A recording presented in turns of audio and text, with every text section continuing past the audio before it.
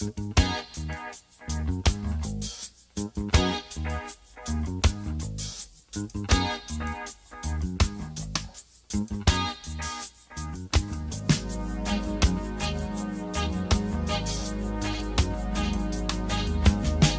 ทะเลกันดีกว่าปล่อยใจให้สุขสันต์ไปเล่นลมสู่คลื่นสดชื่นและสมหวังทะเลนั้นเป็นเดือนที่ไม่เคยมุ่งหวังอะไรจากใจยังที่คนคอยเฝ้าหวังไปทะเลกันดีกว่าไปทะเลกันดีกว่าไปทะเลกันดีกว่า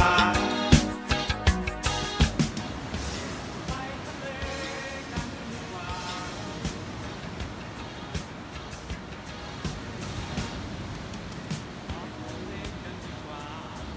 ปล่อ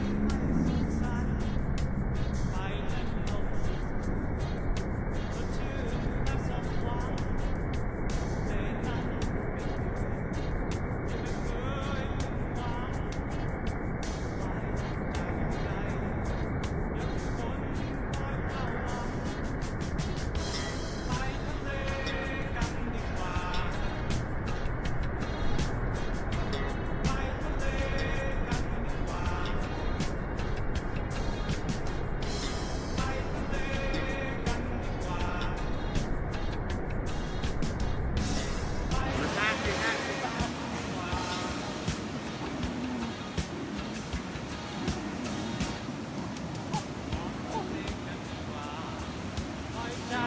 ให้สุขสันต์ไปเล่นลม